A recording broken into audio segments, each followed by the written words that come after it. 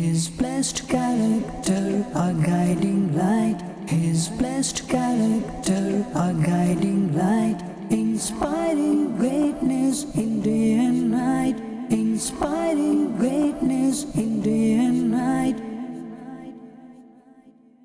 Alhamdulillahi Rabbil Alameen. Wassalatu wassalamu ala Sayyidil Mursaleen. Amma ba'd, fa'udhu billahi minash shaytanir rajim. Bismillahir Rahmanir Rahim. Assalatu wassalamu alayka ya Rasulallah wa ala alika wa ashabika ya Habiballah. Assalatu wassalamu alayka ya Nabiyallah wa ala alika wa ashabika ya Nurallah. Welcome, dear viewers, to another episode of our program, Blessed Character of the Beloved Prophet Sallallahu Alaihi Wasallam. Inshallah, in this episode, we'll be hearing about another beautiful aspect of the noble character of our Master alayhi salatu wassalam. But before we begin, let's hear an excellence of reciting Durood Sharif.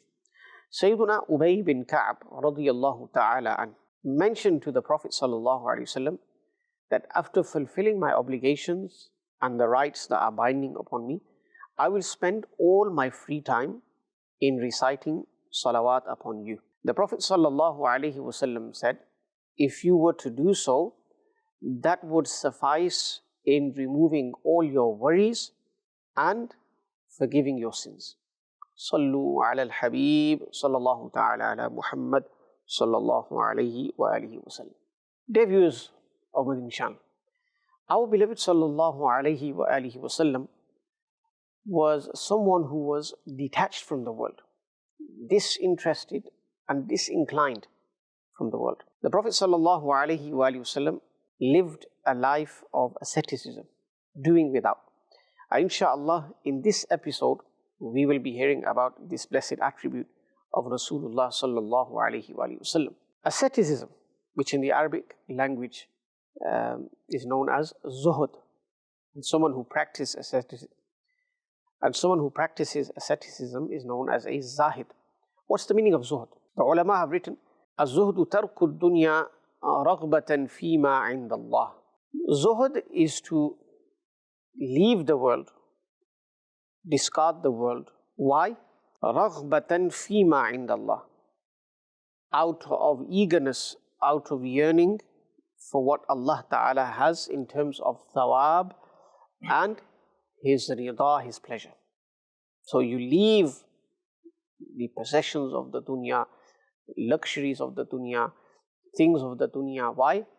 Because you want thawab from the court of Allah subhanahu wa ta'ala. You want the pleasure of Allah subhanahu wa ta'ala. That's more important to you, and you give that priority over dunyawi things and items.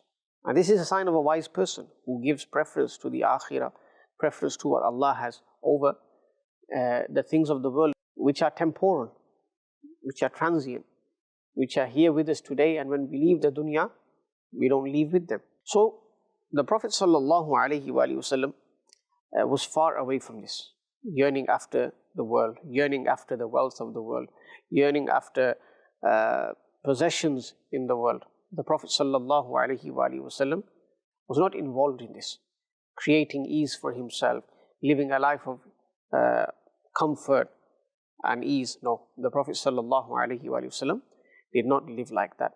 The Prophet alayhi salatu wassalam lived a life of asceticism, doing without, abandoning the world.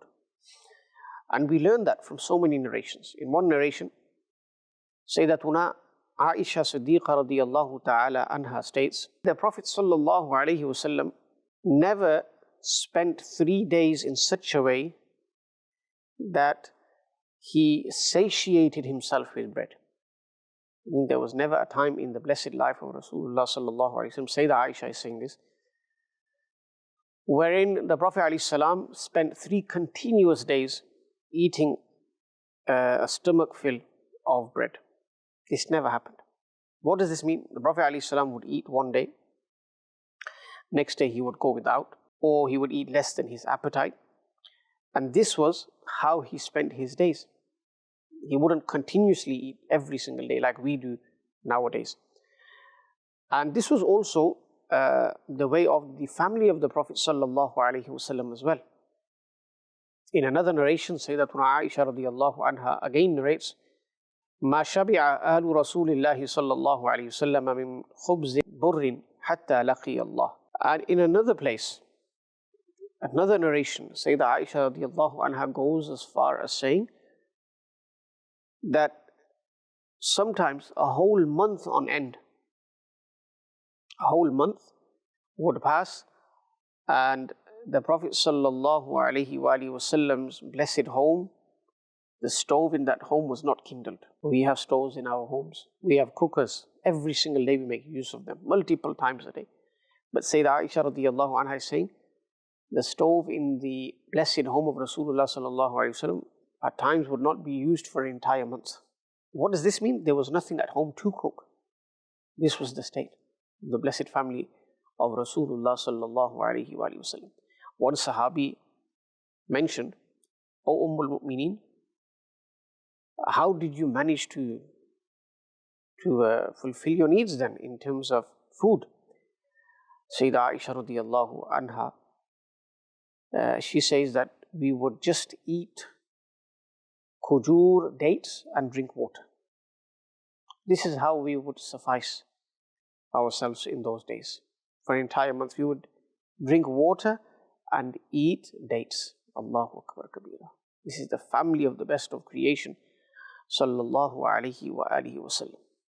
And another narration, it doesn't mention 1 month, it mentions 2 months.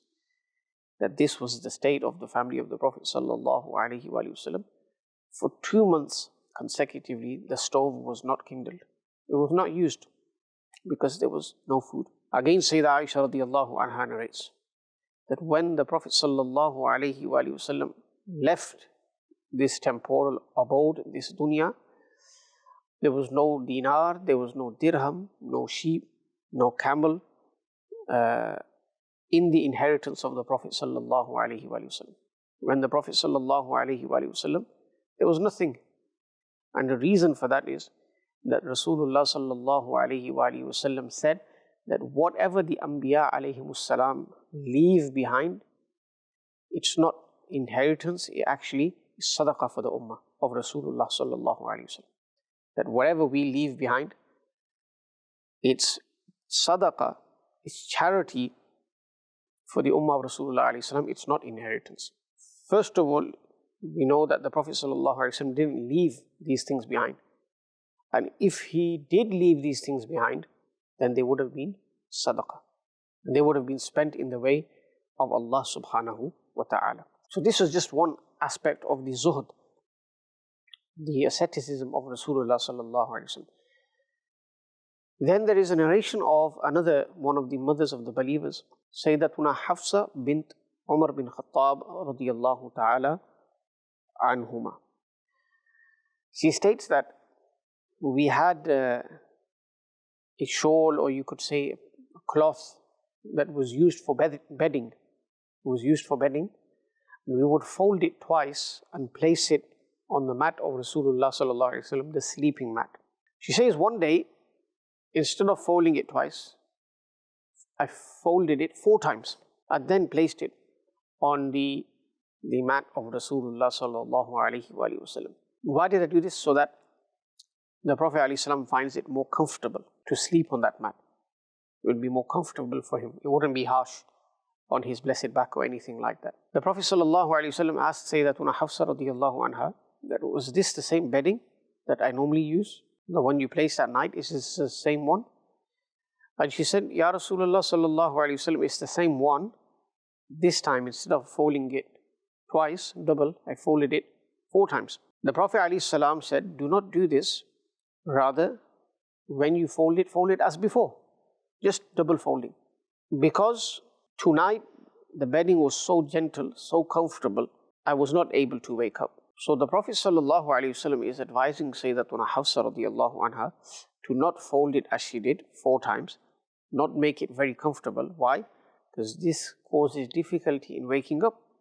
Obviously, the Prophet ﷺ had a night routine, and he would wake up, worship Allah subhanahu wa ta'ala. Allahu Akbar Kabira. This is our beloved sallallahu alayhi wa sallam. We need to learn from the blessed life of Rasulullah alayhi salatu wasalam. Sayyidatuna Aisha radiyallahu anha narrates. She says that once the Prophet sallallahu alayhi wa sallam did not eat for a long while, to such an extent, his stomach, his blessed stomach, it had gone all the way back. Meaning, this is often said in other languages that the stomach had reached the back. You can tell that a person is very hungry, and she says due to hunger.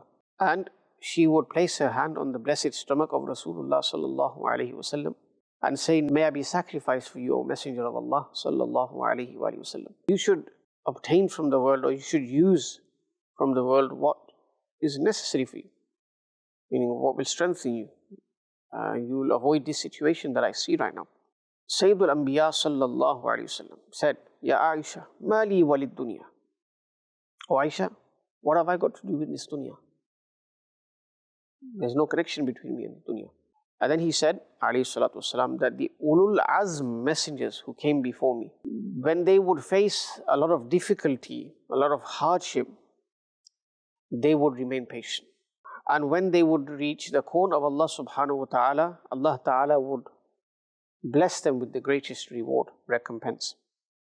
Meaning, they were patient, and Allah subhanahu wa ta'ala gave them immense reward for that patience as well. And Rasulullah alayhi salam said that I fear that if I do not do the same, meaning if I were to use the things of the world and I were to obtain the comforts of the world during this difficulty, then I will remain behind. They will proceed.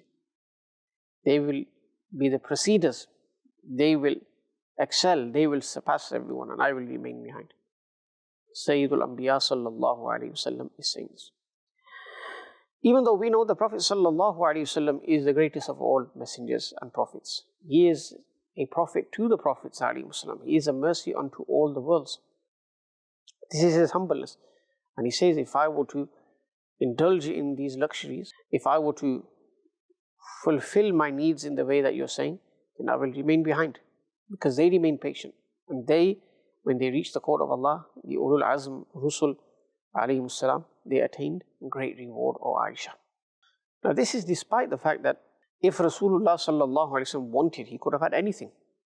He is the beloved of Allah. He is the authority of Allah, the representative of Allah on earth, the greatest representative.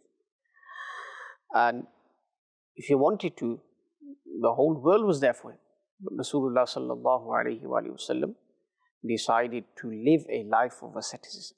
Everybody is ready to serve the Prophet sallallahu alayhi wa sallam in the heavens and the earth. But Rasulullah alayhi salam chooses to live the type of life he lived. A life of doing without, a life of asceticism, a life of detachment, disinclination and distance from the dunya, from the world. Allahu Akbar. And there's so many narrations which tell us about this, that the Prophet ﷺ could have had what he wanted. In a previous episode, we mentioned a narration wherein Sayyiduna Israfil alayhi salam came to the court of the Prophet sallallahu alayhi wasallam and said, Ya Rasulullah sallallahu alayhi wasallam, do you want to be a prophet who is a servant of Allah, or you want to be a prophet who is a king? And the Prophet sallallahu alayhi wasallam said, I want to be a Nabi Abd, a prophet who is a servant, who is always showing his servitude, his ubudiyah to Allah subhanahu wa ta'ala. I don't want to live a life as a king. So the Prophet sallallahu alayhi wasallam chose the option that meant that he remained humble throughout his life. He faced difficulties throughout his life, whereas he could have lived a life of ease. In another blessed hadith, the Prophet ﷺ said, Allah Ta'ala said to me, O beloved, if you desire, I will transform the mountains of Makkah into gold for you. The Prophet ﷺ said, I replied, Ya Rabbal Alameen, I do not desire this. All I desire that one day I remain hungry with an empty stomach, and on another day I eat the food of Allah subhanahu wa ta'ala, and on the day that I remain hungry, I will be humble in your court, submissive in your court, and I will remain involved in your dhikr, your remembrance. And the day that I eat, I will perform shukr towards you. I will perform gratitude in your court. Allahu Akbar Kabira. And I will praise you. I will extol you. The Prophet ﷺ saying, on the day that I'm hungry, I will show my humbleness, my neediness of you, O Allah. I will remember you, I will do your dhikr, and on the day that I have eaten, I will show shukr towards you. I will praise you. I will mention your excellence. Allahu Akbar Kabira. The Prophet ﷺ is saying that one day I would remain hungry and I will remain patient, and on the day I eat, I will also praise you again and I will show shukr towards you. Allahu Akbar Kabira. Subhanallah. Let's listen to another narration in this regard. Sayyidina Jibreel alayhi salam came to the court of Rasulullah sallallahu alayhi wasallam and said, Inna Allah yuqri'uka salam. Allah Ta'ala is conveying His salam to you, His greeting to you. Wa yaqulu laka, and He's saying to you, do you desire for these mountains to be of gold and for them to go along with you wherever you are, to remain with you wherever you are, to accompany you? So the Prophet ﷺ could then spend however he likes, wherever he likes. The Prophet ﷺ replied to Jibreel ﷺ, who came with the message. In fact, he lowered his head, his blessed head. He said, O Jibreel, dunya is the home of the one who has no home. And it is the wealth of the one who has no wealth. And the one who gathers the dunya, accumulates the dunya, is not intelligent. Man la aqla lahu. He has no aql. Allahu Akbar Kabira. When Jibreel alayhi salam heard this answer of the beloved sallallahu alayhi wasallam, he said, Thabbataka Allahu ya Muhammad bil qawli thabit. O beloved sallallahu alayhi wasallam, may Allah Ta'ala keep you steadfast upon the truth forever. Meaning, this is being presented to the Prophet sallallahu alayhi wasallam, and he can say yes. There's nothing wrong with him saying yes, but he chooses to live a life of asceticism. He chooses to do without, and then he gives the reasons. He says, in reality, the dunya is the home of the one who has no home. He's not even thinking about the akhirah. He's not thinking about Jannah. And wealth of the world is for the one who has no wealth. Meaning, you have people in the world who have so much wealth, they don't even send it towards the akhirah. They don't invest in the akhirah. They waste their wealth. They leave it behind for people who spend it in wrong actions. They leave it behind so people fight over it. These things are happening. And the Prophet ﷺ finished by saying, in reality, the one who has no intelligence, no aql, he is the one who gathers the dunya. He doesn't realize that this dunya is temporal, transient. It will pass. It will end. It will perish. And then Jannah is the abode that is everlasting. That is the abode wherein a person, a believer, will remain forever. So it's wise for a person to prepare for Jannah, prepare for the akhirah, the blessings of the akhirah. So this is our beloved sallallahu alayhi wa sallam, and his reply to whether he wanted the luxuries of the dunya, the mountains of gold to walk with him. Allah Akbar, he said no. In another narration, the Prophet sallallahu alayhi wa sallam, and this is in Bukhari, he said, I have been given the keys of the treasures of the earth. And the narrator says, one day, the Prophet ﷺ visited Uhud. He went to the grave of the martyrs of Uhud. He prayed for their forgiveness. And then he gave salam at the end. When he came back, he came onto his blessed pulpit, his mimbar, and he said, I am your forerunner. I will bear witness for you. And the place of our meeting will be the Hawd of Kawthar, the fountain of Kawthar. And right here, I can see Hawd Kawthar. Then he said, وَإِنِّي قَدْ أُعْطِيتُ مَفَاتِيحَ خَزَائِنِ الْأَرْضِ. And indeed, I have been given the keys of the treasures of the earth. And the Prophet sallallahu alayhi wa sallam ended by saying, by Allah, I do not fear that you will commit shirk after me. However, I fear that you will compete with one another regarding the dunya, and you will be destroyed just as those who were before you were destroyed. So here we hear about the zuhud of the Prophet ﷺ. May Allah Ta'ala grant us the blessings of the zuhud of Rasulullah sallallahu alayhi wa sallam. Ameen bijahi nabil ameen sallallahu alayhi wa sallam. His blessed character, a guiding light. His blessed character, a guiding